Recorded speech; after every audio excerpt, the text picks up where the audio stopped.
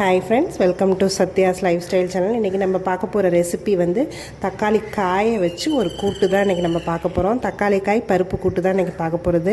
நல்ல ஹெல்த்தியான டிஷ் இது. தக்காளியில் வந்து நம்ம பழமாக எடுத்துக்கும் போது அது ரொம்ப நேரம் செரிக்கிறதுக்கு இதாகும். ஆனால் காயாக இது பண்ணும்போது ரொம்ப ஈஸியாகவும் டைஜஸ்ட் ஆகும். இதில் நிறைய பெனிஃபிட்ஸ் இருக்குது. இந்த மாதிரி சீசனில் நம்ம கிடைக்கும் போது இந்த மாதிரி நம்ம ட்ரை பண்ணி பார்க்கலாம். இந்த பருப்பு கூட்டு எப்படி பண்ணலான்றதை பார்க்கலாம்.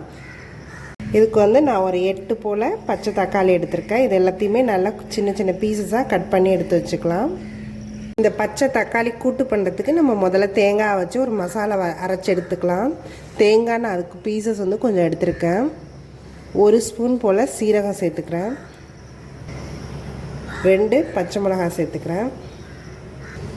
இதை நல்லா ஃபைன் பேஸ்ட்டாக நம்ம அரைச்சி எடுத்துக்கலாம். கடாயில் நான் வந்து கொஞ்சம் நல்லெண்ணெய் எடுத்துக்கிறேன். இந்த கூட்டு வந்து இன்றைக்கி நல்லெண்ணெயில் தான் நம்ம பண்ண போகிறோம். ஸோ அதுக்காக கொஞ்சமாக நான் நல்லெண்ணெய் எடுத்துக்கிறேன். தாளிக்கிறதுக்கு கடுகு சேர்த்துக்கிறேன். உளுத்தம் பருப்பு 1/2 டீஸ்பூன் போல் சேர்த்துக்கிறேன்.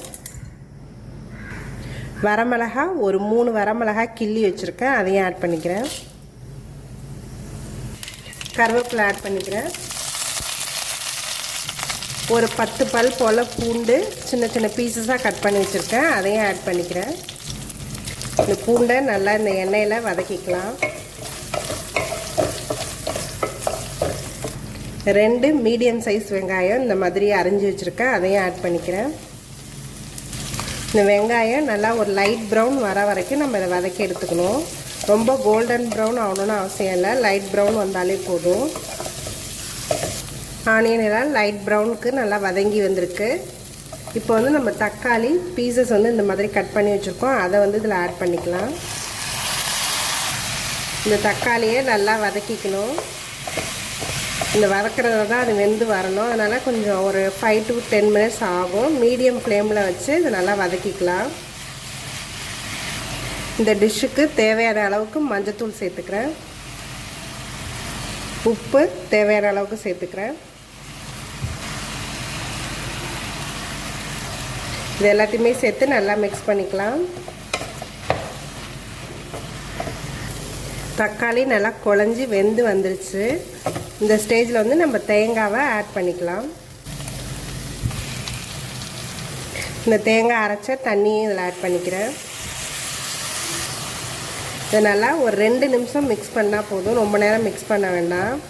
தேங்காய் போட்டிருக்கிறதுனால உடனே நிறுத்திடலாம். 1 நிமிஷம் போல் நம்ம நல்லா வதக்கியிருக்கோம். இப்போ வந்து பருப்பு வேக வச்சதை நான் ஆட் பண்ணிக்கிறேன். பாசிப்பருப்பும் கடலைப்பருப்பும் ஒன்றா போட்டு வேக வச்சுருக்கேன். பாசிப்பருப்பு வந்து 1 மடங்குனா அதில் 3ல் பாதி வந்து கடலைப்பருப்பு சேர்த்துருக்கணும். நல்லா வேக வச்சு மசிச்சு எடுத்து வச்சதை இப்போ ஆட் பண்ணிக்கிறேன். நான் நல்லா 1 கரண்டி போல் சேர்த்துக்கிறேன். இதையும் சேர்த்து நல்லா மிக்ஸ் பண்ணிக்கலாம்.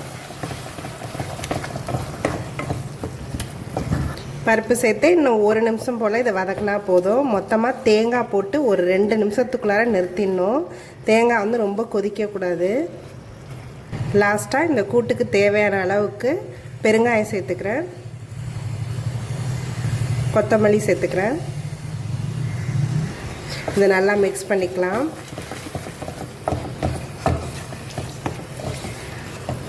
இந்த டிஷ் ரெடி ஆகிடுச்சு. இப்போ வந்து இதை நம்ம சர்வ் பண்ணலாம். நிறுத்தினதுக்கு பிறகு 1 ஸ்பூன் போல் நெய் ஆட் பண்ணிக்கிறேன். இந்த தக்காளி காயில் பண்ண பருப்பு கூட்டு ரெடி ஆகிடுச்சு. இது வந்து நல்லா சுட சுட சாதத்தில் இதை வந்து மிக்ஸ் பண்ணி சாப்பிடும்போது, இதோட ஒரு ஃப்ரையோ அப்பளமோ வச்சு சாப்பிடும்போது டேஸ்ட் அவ்வளோ சூப்பராக இருக்கும். இதில் எல்லாமே நம்மளுக்கு கிடச்சிரும். ஒரு ப்ரோட்டீன் வந்து நம்ம சேர்த்துருக்கோம், காய் சேர்த்துருக்கோம். ஸோ இதில் எல்லா ஹெல்த் பெனிஃபிட்ஸும் இருக்குது.